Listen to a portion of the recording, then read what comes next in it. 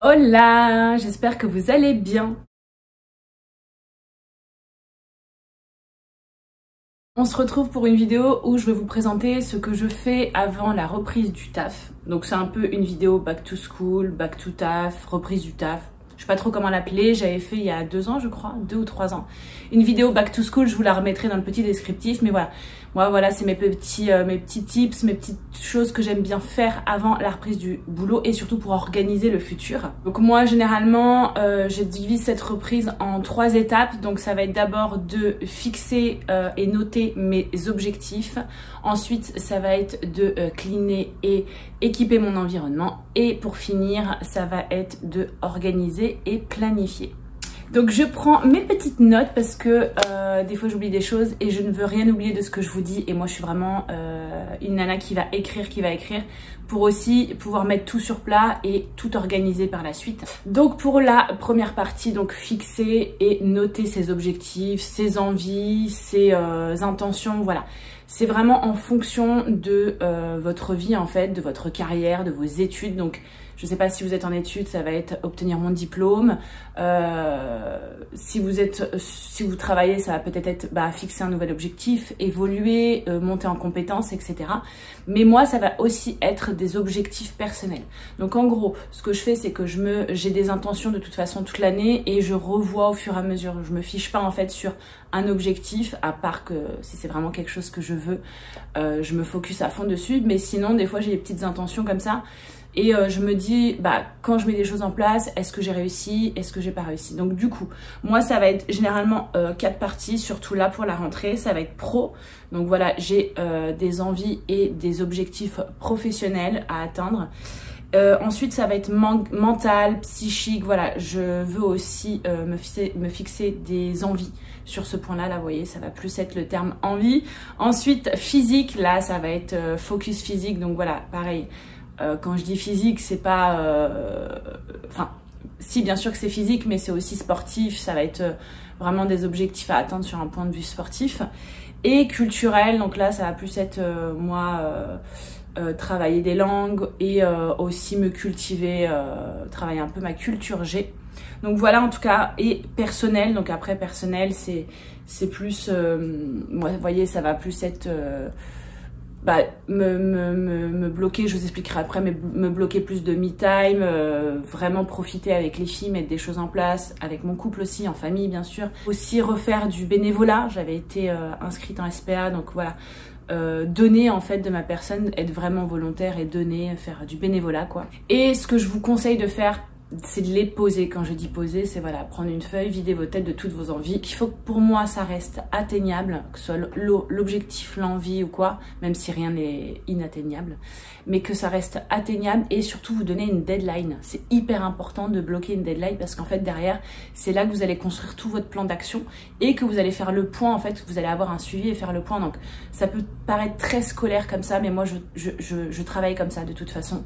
Dans mon milieu professionnel, je travaille comme ça et je me l'impose aussi pour moi parce que moi, si je ne pose pas, j'organise pas, c'est freestyle. C'est vraiment freestyle et finalement, au bout de 6 mois, 1 an, je me dis mais en fait, j'avais dit que je voulais faire ça, pourquoi j'ai pas réussi? Après, il y a 2 teams, j'ai envie de dire. Il y a ceux qui vont fixer ça début d'année. Donc généralement, voilà, début d'année, nouvelle année, nouveaux objectifs, etc.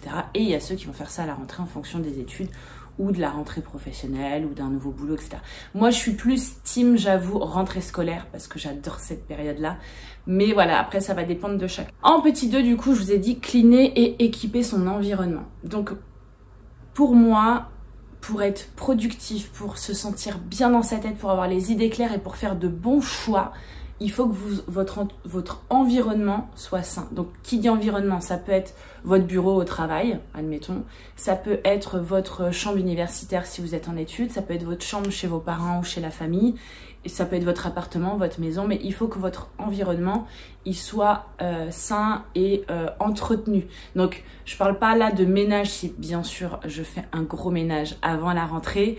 Gros ménage. Mais je parle aussi de faire du tri, d'aménager peut-être, justement, des petits coins pour lire si vous êtes fixé de lire plus de livres, de vous faire un petit coin pour faire du sport si vous avez prévu de faire plus de sport. Enfin voilà, d'adapter en fait votre environnement à vos objectifs, ce que vous avez noté juste avant.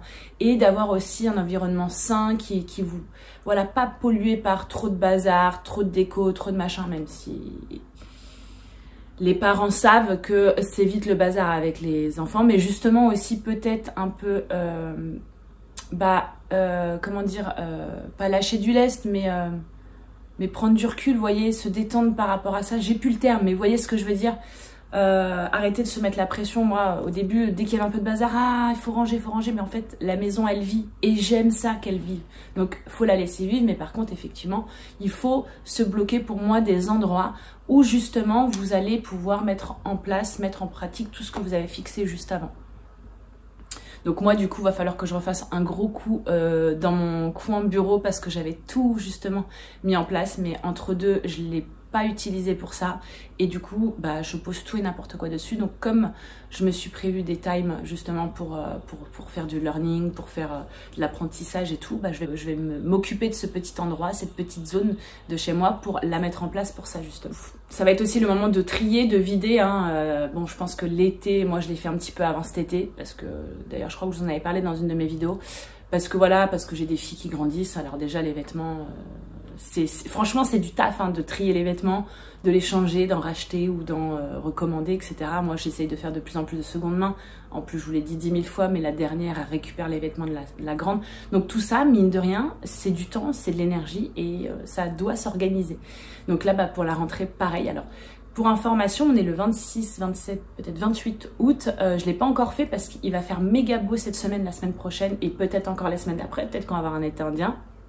Et du coup, je garde encore un petit peu les vêtements d'été, mais je vais trier au fur et à mesure et je pense que mi-septembre, je vous ferai peut-être une vidéo. J'en ai déjà fait plein d'ailleurs à ce sujet-là. Je vais tout retrier dans leur dressing et justement vraiment mettre les vêtements automne, hiver, etc. et période que personnellement, j'adore.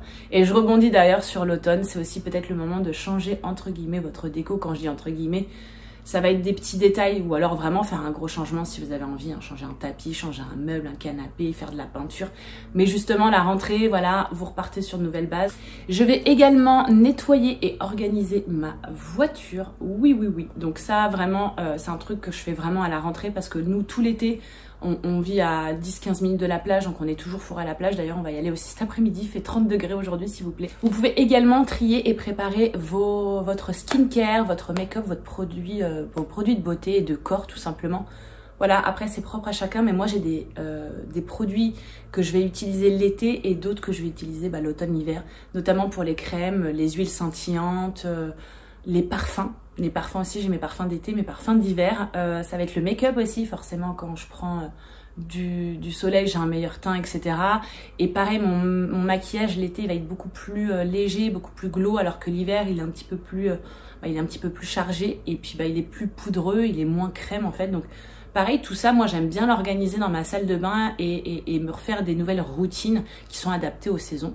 Et du coup, comme je vous avais dit aussi, créez-vous des petits coins pratiques. Donc, soit des coins justement pour pouvoir mettre en place vos objectifs, etc. Mais aussi, facilitez-vous la vie au quotidien. Créez-vous des petits coins. Moi, je sais que mon entrée, j'ai des coins où je vais mettre, j'ai des petits bacs où je vais mettre le sac des filles, le sac de la plus petite, le sac de la plus grande. Moi, mon sac à moi où je mets ma gamelle et tout pour tous les jours. Créez-vous vraiment vos petits coins justement pour que votre environnement soit le plus pratique possible au quotidien et que vous n'ayez pas à courir partout le matin ou le soir quand vous rentrez, vous savez pas où poser votre sac et tout. Ça, c'est des petites choses mais qui baissent tellement la charge mentale pour moi. C'est hyper important de le mettre en place et tout de suite, ça fait ranger. Et en plus, quand vous êtes parent, voilà, le fait de dire tiens, tu poses ton sac dans ton panier, tu vas mettre tes chaussures dans la boîte, ça aussi les responsabilise un peu les enfants. Et par rapport à tout ça aussi, alors ça a peut-être rien à voir, mais moi j'aime bien le faire à la rentrée, ou du moins quand justement je suis dans mon mood, où je suis en train de tout cleaner, tout organiser, etc. C'est de me faire des wish lists. Donc vous voyez, admettons, je vais être en train de ranger les vêtements des filles et tout, je vais être en train de les trier, je mets les vêtements d'été, je me dis tiens, il leur manque un bonnet, tiens, la plus grande elle a qu'un seul jean, il faudrait peut-être un deuxième. Je me fais des wish lists pour les filles, pour mon mec, pour moi, sur mon téléphone. Donc là je peux pas vous montrer parce que je filme avec. Justement, quand vous faites les courses ou quand vous allez faire du shopping ou quoi, vous reprenez cette wishlist parce que Si je note pas, vous pouvez être sûr que j'achète 3 fois la même chose. En fait, voilà, ça permet de savoir, vous voyez, des collants. À chaque fois, j'oublie d'en acheter. Pourtant, je passe à Kiabi, à Carrefour et tout. Et du coup, le jour où je veux lui mettre une robe avec des collants, elle n'a pas de collants. Enfin, vous voyez, c'est des wishlists comme ça pour que ce soit par rapport aux vêtements, par rapport aux accessoires, par rapport aux fournitures, par rapport à votre équipement de maison aussi. Justement, on parle de ça. Bah, je sais pas, bah tiens, j'ai envie d'acheter un poivrier parce que je veux du gros poivre à grains. C'est pas le cas, mais c'est un exemple. Et même au-delà de ça, si vous avez des anniversaires, il y a Noël qui arrive, etc. Bah, en fait, vous reprenez votre wishlist et vous dites ah bah tiens, qu'est-ce que je pourrais prendre pour ta fille, machin quoi. Bon, si elle a 10 000 jouets, si elle a déjà eu beaucoup de choses et tout, bah tiens, elle a besoin d'une paire de chaussures ou tiens, elle a besoin d'un petit bonnet. Et ensuite, en troisième point, organisation, planification. J'aime trop, j'aime trop, j'aime trop. C'est vraiment la partie pour moi qui est essentielle, mais j'adore faire ça. Donc du coup, bah, bien évidemment, avec tout ce que vous êtes fixé auparavant, vous avez tout fixé, tout posé sur papier. Maintenant, vous êtes dans un environnement nickel chrome, bam, on va organiser notre rentrée et on va fixer nos objectifs et surtout planifier des plans d'action en gros pour les mettre en place. Pour commencer, et la base pour moi, ça va être le rétro-planning. Donc c'est primordial pour moi d'avoir un rétro-planning. Donc après, encore une fois, ça va dépendre de la vie de chacun et de votre de votre boulot, de vos études ou quoi. Mais moi, ce que je me fais, c'est que je me fais toujours un planning type semainier. Donc ici, je vais me mettre justement mes 4 types d'objectifs que j'ai fixés et là, la liste des détails pour chaque catégorie d'objectifs, d'intentions, d'envie que j'ai fixé.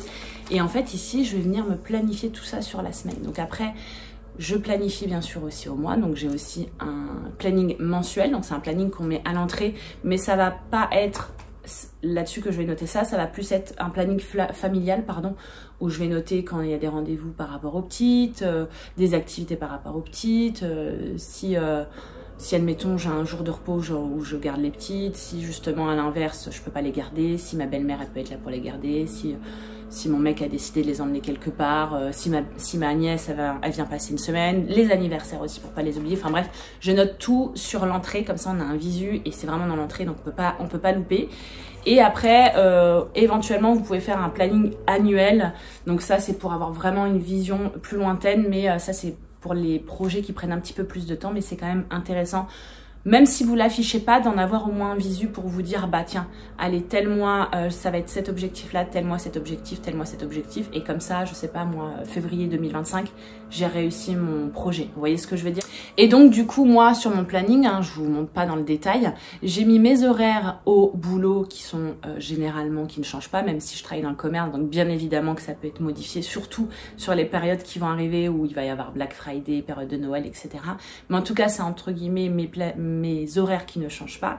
Et en fait, après, avec des couleurs, donc vous voyez, comme j'ai mis sur les catégories juste au-dessus, je vais venir me greffer justement tout ce temps en fait que je vais bloquer sur mes objectifs, sur mes intentions.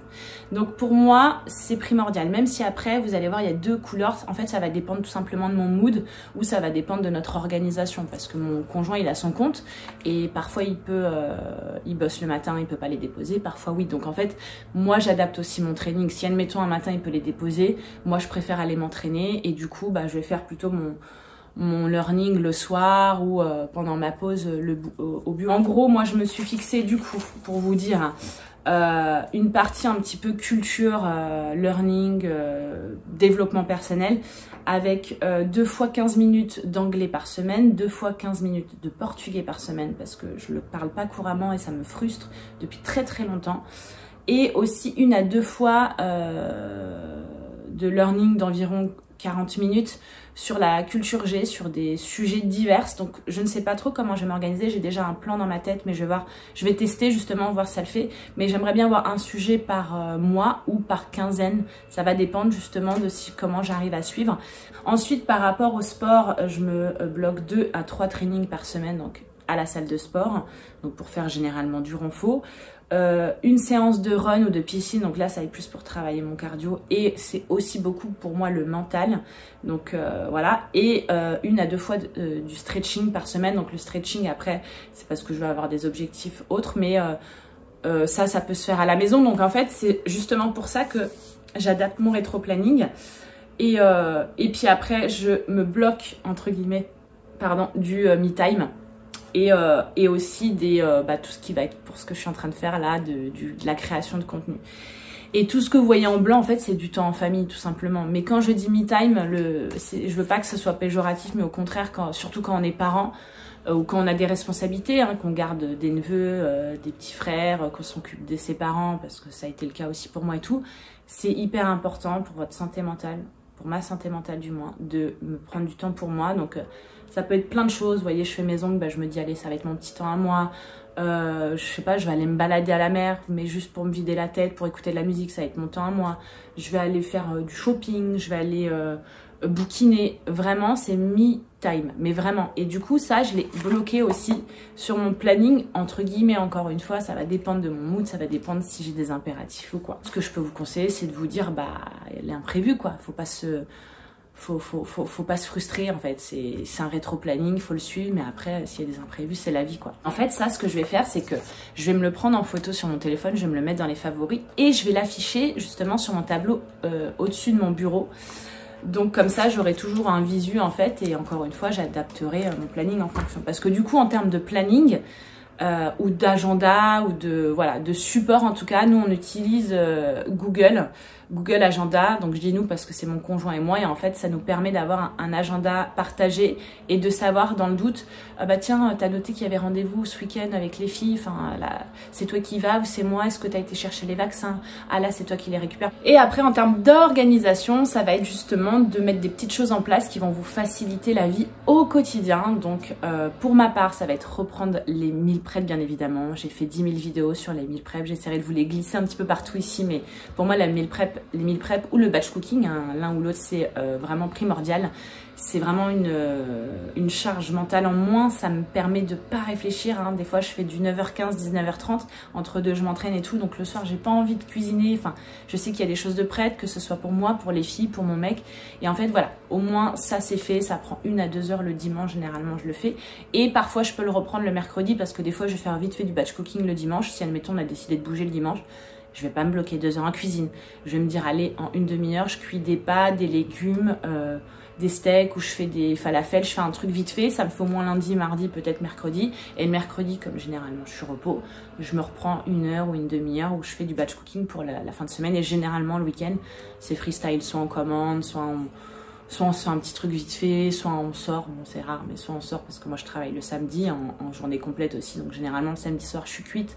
Mais voilà, et puis le dimanche on peut aller chercher un poulet, on va au marché, enfin bref, c'est plus freestyle le fin de semaine, donc voilà en tout cas en termes d'organisation. Là d'ailleurs je vous ai filmé pour cette vidéo, mais ça va être aussi de préparer, et j'avais fait une vidéo là-dessus, mais de préparer, pourquoi pas déjà vos viandes, ou vos mélanges de légumes ou quoi en surgelé, ou de vous faire directement des plats surgelés, parce qu'en fait ça va permettre tout simplement de faire votre viande en grande quantité, de la mettre dans un sac de congélation, et un soir, hop, vous prenez votre morceau de poulet ou vos boulettes de viande, vous avez juste à les mettre à la poêle ou au four si c'est un plat que vous avez déjà préparé, ou vous sortez vos légumes, vous avez juste à les passer pareil à la poêle ou quoi, et c'est fait, vous voyez. Et pareil, moi ça va être beaucoup ça va être beaucoup de salade, moi encore maintenant, hein, j'en mange, mais même des fois l'hiver, hein, j'adore ça la salade, donc ça va être la sauce salade. Moi je me fais une petite vinaigrette que j'adore, et c'est vrai que quand j'ai pas ma vinaigrette, je suis pas bien, donc je vais me mettre juste de l'huile et du vinaigre, mais je trouve ça un peu fadasse, et vraiment moi généralement je fais ça en pot, et au moins c'est prêt pour la semaine. Alors ce que je vous conseille de faire aussi, c'est de préparer, d'organiser votre sac de sport, que ce soit si vous allez à la salle, si vous avez une activité physique ou quoi, ou tout simplement un sac, je sais pas si vous faites une activité artistique, une pochette de dessin et tout, mais vraiment de préparer cet équipement-là pour qu'il soit toujours prêt pour toutes les semaines, même si bien sûr, moi, pour ma part, le sac de sport, je vais changer les vêtements, je vais laver les serviettes, je vais donner un coup dans le sac, je vais aérer les chaussures, etc. D'ailleurs, je vous ai filmé ma vidéo sac de sport. Je sais pas si la vidéo sortira avant ou après. Et également de préparer des trousses de toilette. Là, vous allez me dire, mais elle est folle celle-là avec ses trousses. Et oui, je suis folle avec mes trousses, mais pour moi, c'est primordial. Donc déjà, j'ai ma trousse de toilette pour aller à la salle de sport. J'ai aussi une trousse de toilette pour les filles qui est toujours prête si jamais on découche, si faut aller, je sais pas moi, chez mon frère dormir dans l'Orne, ou je sais pas, où on part en week-end à Paris, comme c'est déjà arrivé ou quoi, la trousse est déjà prête, ou alors de vous faire une liste. J'ai une copine qui m'a dit ça, et j'ai trouvé ça cool, parce qu'en règle générale, moi je prépare la trousse. Elle, en fait, elle a une liste valise et une liste trousse de toilette, mais en tout cas elle a une liste valise, et j'ai trouvé ça hyper intéressant. Elle met ça dans son tiroir et hop, quand ils doivent partir, elle sort sa liste. Ok, bah qu'est-ce qu'il faut prendre? Et je trouve ça cool d'ailleurs et je pense que je vais faire un support là-dessus. Vous pouvez faire en fonction des saisons, en fonction des vacances notamment. Si vous partez au ski, qu'est-ce qu'il faut prendre? Je pars jamais au ski, mais voilà. Je pense à ça parce qu'elle y va. Si vous partez à la plage, qu'est-ce qu'il faut prendre, etc., etc., etc. Donc voilà pour toutes les étapes que je mets en place avant la reprise du boulot, tout ce que j'applique. Et voilà, j'espère que cette vidéo elle vous aura plu. Déjà dites-moi si c'est le cas, si ça vous a plu ou non. Et partagez-moi vos tips, donnez-moi vous vos organisations. Qu'est-ce que vous mettez en place? Je suis hyper curieuse. Et je suis toujours très preneuse de bons conseils. Donc voilà, écoutez, je vous souhaite une bonne rentrée à tous, que ce soit en études, que ce soit au boulot. Et puis des bisous. Mouah.